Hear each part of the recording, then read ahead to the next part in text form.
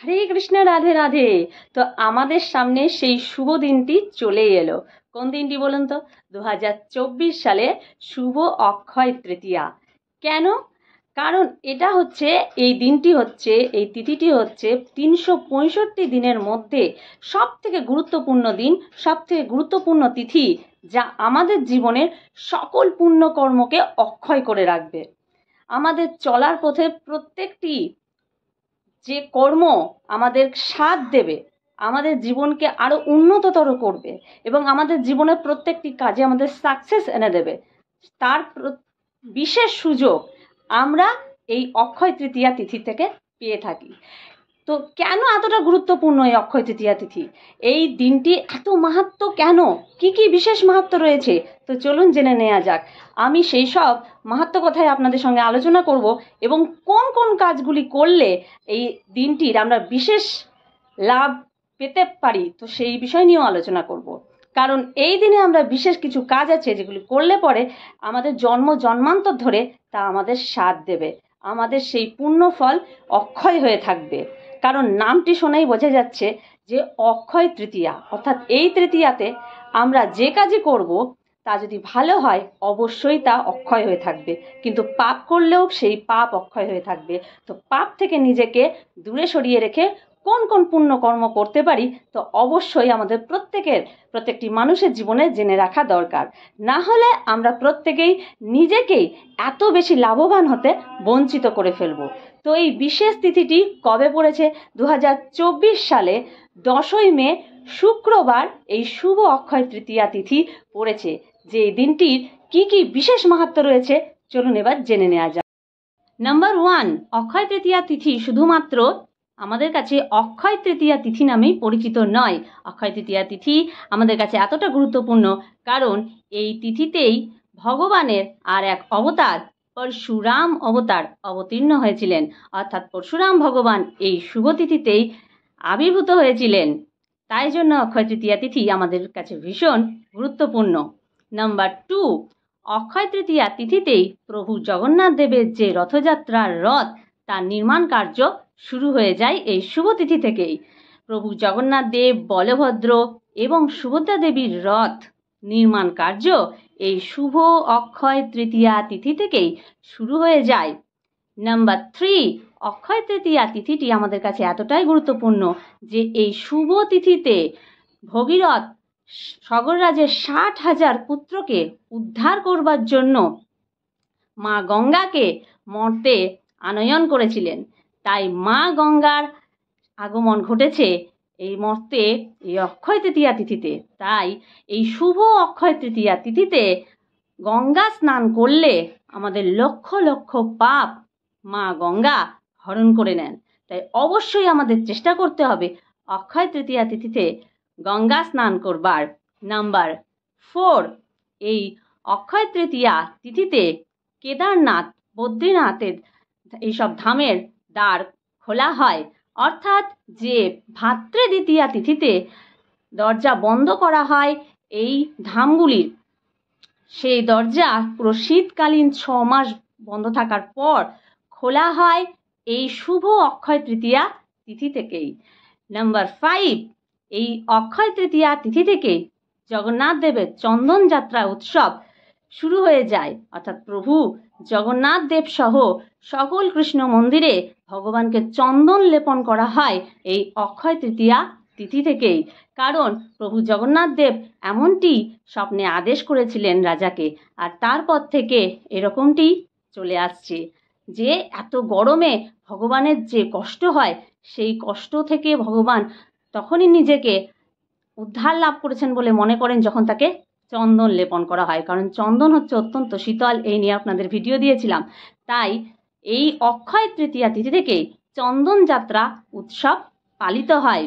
Number 6, Akshaya Tritiya তিথিতে যুধিষ্ঠির সূর্যদেবের কাছ থেকে অক্ষয় পাত্র লাভ করেছিলেন, অর্থাৎ সূর্যদেব যুধিষ্ঠিরকে সেই অক্ষয় পাত্র দিয়েছিলেন যে পাত্রে অন্ন কখনো ফুরোবে না। যতক্ষণ না পর্যন্ত দ্রৌপদী সেই পাত্রের অন্ন গ্রহণ না করছে ততক্ষণ পর্যন্ত সেই পাত্রের অন্ন কখনোই ফুরোবে না। এই অক্ষয় পাত্র যুধিষ্ঠির পেয়েছিলেন এই শুভ অক্ষয় তৃতীয়া তিথিতেই। নাম্বার 7, এই অক্ষয় তৃতীয়া তিথিতেই দ্রৌপদীর যে বস্ত্রহরণ হয়েছিল, সেই বস্ত্রহরণের যে লজ্জা থেকে ভগবান তাকে রক্ষা করতে এসেছিলেন এই অক্ষয় তৃতীয়া তিথিতেই। অর্থাৎ দ্রৌপদীকে রক্ষা করেছিলেন ভগবান এই শুভ অক্ষয় তৃতীয়া তিথিতেই। তাই এই তিথিতে ভগবানকে যদি আমরা সামান্য কিছু দিয়ে তার সেবা করতে পারি, তো ভগবান তার বিনিময়ে হাজারো হাজারো আমাদের ফিরিয়ে দেন। কারণ দ্রৌপদীকেও ভগবান টন টন কাপড় দিয়েছিলেন। টন টন কাপড় দিয়েছিলেন এই কারণেই, কারণ দ্রৌপদীও ভগবানকে একবার সামান্য একটু তার কাপড়ের আঁচল ছিঁড়ে তার আঙুলে বেঁধে দিয়েছিলেন। ঠিক যেই সময় ভগবান শিশুপালের শত অপরাধ সম্পন্ন হয়েছিল এবং তাকে দণ্ড দিয়েছিলেন, সুদর্শনকে আহ্বান করেছিলেন এবং সুদর্শনের ধারে ভগবানেরও আঙুল কিছুটা কেটে গেছিল, আর তার কারণে ভগবানের সেই আঙুল হতে রক্তপাত হচ্ছিল। আর সেই সময় সবাই ছুটোছুটি করছিল ভগবানের সেই রক্ত বন্ধ করার জন্য এক টুকরো কাপড়ের ব্যবস্থা করছিল। আর তখন দ্রৌপদী তার নিজের কাপড় থেকে এক টুকরো কাপড় ছিঁড়ে নিয়ে ভগবানের আঙুলে বেঁধে দিয়েছিলেন। আর তার বিনিময়ে যখন দ্রৌপদী বিপদে পড়েছিল আর বিপদে পড়ার পর ভগবানকে স্মরণ করেছিল, তো ভগবান তাকে টন টন কাপড় তার বিনিময়ে ফিরিয়ে দিয়েছিল। তাই ভগবানকে সামান্য কিছু দিয়ে সেবা দিলে ভগবান তার পরিবর্তে লক্ষ লক্ষ আমাদের ফিরিয়ে দেয়। নাম্বার 8, সুদামার যে দারিদ্রতা তা ঘুচিয়েছিলেন ভগবান এই অক্ষয় তৃতীয়া পুণ্যতিথিতে। কেন? কারণ সুদামা যে হত দরিদ্র ছিলেন, তিনি ছিলেন ভগবানের প্রিয় ভক্ত এবং ভগবানের কাছ থেকে তিনি কখনোই কিছুই চাননি। তারপরেও ভগবান তার হৃদয়ের কথা বুঝেছিলেন এবং সুদামা তাকে সামান্য যে খুদ দিয়েছিলেন, তার পরিবর্তে ভগবান তাকে রাজপ্রাসাদ ফিরিয়ে দিয়েছিলেন। যদিও সুদামা সেখানে থাকেনি, কিন্তু তবুও ভগবান তাকে রাজপ্রাসাদ করে দিয়েছিলেন। তাই ভগবানকে এই অক্ষয় তৃতীয়া তিথিতে সামান্য কিছু দ্বারাও মন থেকে হৃদয় থেকে ভক্তি ভরে তার সেবা দেওয়া উচিত। তার বিনিময়ে যে ভগবান আমাদের কত দিতে পারেন তা আমরা কখনোই কল্পনাও করতে পারি না। তবে কিছু পাবার আশায় নয়, ভগবানকে প্রেমের সঙ্গে আমাদের সেবা দিতে হবে। নাম্বার 9, এই শুভ অক্ষয় তৃতীয়া তিথিতেই ভগবান জব সৃষ্টি করেছিলেন। তাই এই দিনটিতে আমাদের অবশ্যই ভগবানের সেবা পূজায় জব ব্যবহার করা উচিত। ভগবানের পূজার্চনাতে আমরা জব ব্যবহার করব এবং মন্দিরেও পারলে জব, ঘি, তিল এসব দান করব, যার দ্বারা আমরা ভগবানের অত্যন্ত কৃপার পাত্র হতে পারব।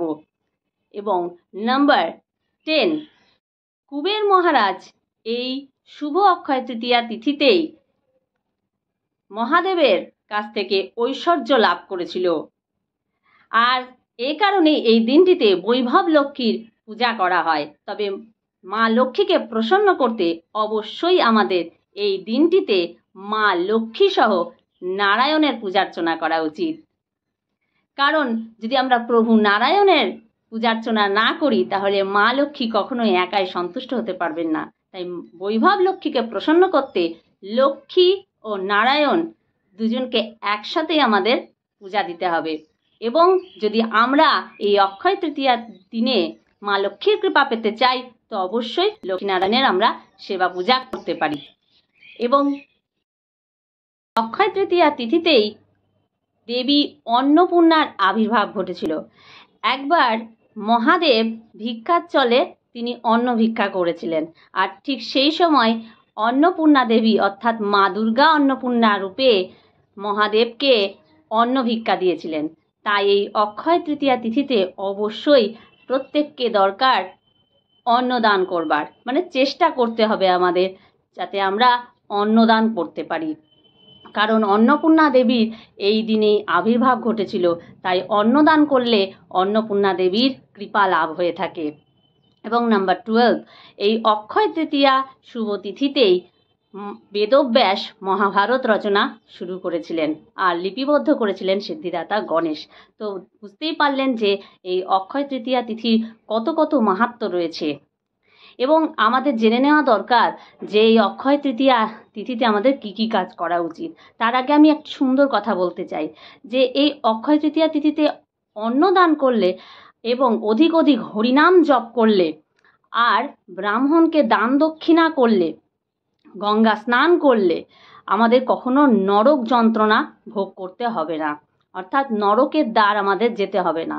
কারণ একবার এক কড়া ব্রাহ্মণ যে কখনোই কোনোদিনও দান ধ্যান করতে পছন্দ করতো না এবং যার ব্যবহার ছিল ভীষণ কটু। তার স্ত্রী সুশীলা কিন্তু যেমন নামেও সুশীলা ছিল, স্বভাবেও ছিল সুশীলা। তাই এই অক্ষয় তৃতীয়া তিথিতে বাড়িতে আসা এক ভিক্ষুক ব্রাহ্মণকে সেই সুশীলা দেবী লুকিয়ে লুকিয়ে অন্নদান করেছিল এবং সেই অন্নদান করা কিন্তু সেই রাগী ব্রাহ্মণ দেখে নিয়েছিল। কিন্তু দেখে নেওয়ার পরেও তার স্ত্রীকে এই নিয়ে কোনো রকমের কোনো কটু কথাও বলেনি এবং এই নিয়ে কোনো ঝগড়া বিবাদ করেনি। তাই সেই পুণ্য তার কিন্তু লাভ হয়েছিল। তাই সেই পুণ্যের দ্বারাই যখন সে মৃত্যুর পর নরকে যায় তখন, অর্থাৎ যমালয়ে যায়, তখন যমরাজ তাকে শাস্তি দেওয়ার আগে চিত্রগুপ্তকে দেখতে বলে তার হিসাব নিকাশ। আর তখন দেখা যায় যে অক্ষয় তৃতীয়ার মতন পুণ্যতিথিতে যেহেতু তার স্ত্রী এক ব্রাহ্মণকে অন্নদান করেছিল আর সেই অন্নদান এই ব্রাহ্মণ দেখে নেওয়ার পরেও চুপচাপ ছিল, তাই সেই পুণ্য সে অর্জন করতে পেরেছিল। আর সে কারণে তাকে আর যমালয়ে সেই যম যন্ত্রণা ভোগ করতে হয়নি। যম যন্ত্রণা থেকে যমরাজ তাকে মুক্ত করে দেন। তো এই অক্ষয় তৃতীয়ার এতটাই মাহাত্ম্য রয়েছে। এবার আমাদের অবশ্যই জেনে নিতে হবে এই দিনটিতে আমরা কি কি করব। অক্ষয় তৃতীয়া দিনে আমরা অবশ্যই একদম ব্রহ্ম মুহূর্তে ওঠার চেষ্টা করব এবং ভোর ভোর স্নান করার চেষ্টা করব, প্রাতঃ স্নান। পারলে অবশ্যই গঙ্গা স্নান করার চেষ্টা করব। যদি গঙ্গা কাছে না থাকে তো বাড়িরই জলে স্নান করার সময় গঙ্গা গঙ্গা গঙ্গা 3 বার নাম নিয়ে, মা গঙ্গার নাম নিয়ে আমাদের স্নান করা উচিত এবং খুব সকাল সকাল আমাদের ভগবানের সেবা পূজা করা উচিত। এই অক্ষয় তৃতীয়া দিনটিতে অবশ্যই জব, ঘি, তিল এসব ব্যবহার করেই ভগবানের সেবা পূজা করা উচিত। এবং এই দিনটিতে জমি কেনা, বাড়ি কেনা, গৃহপ্রবেশ করা, কোনো ব্যবসা শুরু করা, এইগুলি অবশ্যই করা যেতে পারে। কারণ এই দিনটি অত্যন্ত শুভ একটি তিথি, যেই তিথিতে এই সকল কর্মগুলি করলে তা আমাদের অক্ষয় হয়ে থাকবে। অনেকে স্বর্ণ কিনতে চায়, অর্থাৎ সোনার অলংকার হয়তো কিনতে চায় বা সোনার অন্য কোনো দ্রব্য যদি কিনতে চায়, তো এই অক্ষয় তৃতীয়া তিথিতে অবশ্যই কিন্তু কিনতে পারে, যা অক্ষয় হয়ে থাকবে। কিন্তু শুধুমাত্র এই কর্ম করলেই হবে না। জমি বাড়ি কিনলাম, গাড়ি কিনলাম, তার সাথে সাথে অবশ্যই আমাদের অধিক অধিক হরিনাম জপ করতে হবে এই দিনে এবং হরিনাম সংকীর্তন করতে হবে, শ্রবণ করতে হবে, গীতা ভাগবত অধ্যয়ন করতে হবে অথবা শ্রবণ করতে হবে। তুলসী বৃক্ষে অবশ্যই জলদান করতে হবে এই দিনটিতে এবং প্রত্যেকটি বৃক্ষে, প্রত্যেকটি গাছপালাকে জলসিক্ত করতে হবে এই দিনে। তার সাথে প্রত্যেকটি জীবজন্তুকে জলদান করতে হবে, বাড়িতে আসা যে কোনো অতিথিকে জলদান করতে হবে এবং তার সাথে সাথে আমাদের এই দান পুণ্য করতে হবে। কীরকম? ঠিক যেরকম মন্দিরে ঘি দান, তিল দান এগুলো আমরা করতে পারি এবং যথাযথভাবে অধিক অধিক পুষ্প দ্বারা ভগবানকে আমরা এই দিন সুসজ্জিত করে তুলতে পারি এবং ভগবানের উদ্দেশ্যে এই দিনে ভগবানের প্রিয় প্রিয় ভোগ রন্ধন করে ভগবানকে নিবেদন করতে পারি। যদি আমাদের মনে ইচ্ছে থাকে যে ভগবানকে আমি আমার নিজের মতো করে ভোগ রন্ধন করে নিবেদন করব, তো অবশ্যই আমরা এই শুভ দিনটিতে করতে পারি। অনেকে গোপাল বিগ্রহ আনতে চায় বাড়িতে, তো অবশ্যই এই শুভ দিনটিতে আনতে পারেন। কারণ এই দিনটি হচ্ছে ভীষণ ভীষণ ভীষণ ভগবানের প্রিয় একটি তিথি। আমি তো বললামই এই তিথির বিশেষ বিশেষ মাহাত্ম্যগুলি। তো এই দিনে অবশ্যই গোপাল বিগ্রহ নিয়ে আসতে পারেন, যে ভগবানের বিগ্রহ আনলে পরে চিরকাল ভগবানের আমরা হয়ে যেতে পারবো। তো গোপাল বিগ্রহ, রাধারানী শ্রী বিগ্রহ এবং অন্যান্য ভগবানের চিত্র আমরা এই দিনে আনতে পারি গৃহে এবং তার অধিক সেবা পূজা করতে পারি, ভগবানের অভিষেক ক্রিয়া করতে পারি এই শুভ তিথিতে।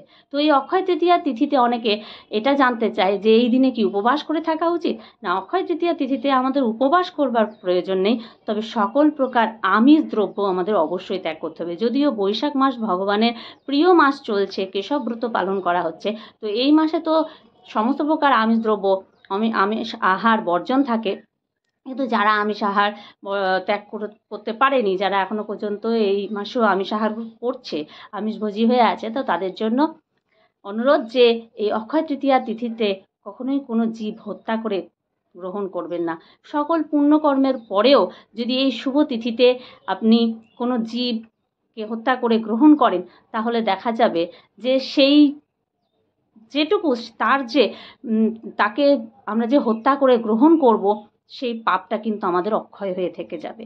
তো এই কারণে আমার অনুরোধ যে এই দিনটিতে আমিষ আহার থেকে নিজেকে দূরে রাখুন, বিশেষ করে মাছ, মাংস, ডিম এসব থেকে নিজেকে দূরে রাখুন, এবং এই দিনে এই বিশেষ বিশেষ ক্রিয়াগুলি করে ভগবানের প্রীতিবিধান, সন্তুষ্টি বিধান করতে পারি আমরা। হরে কৃষ্ণ, রাধে রাধে।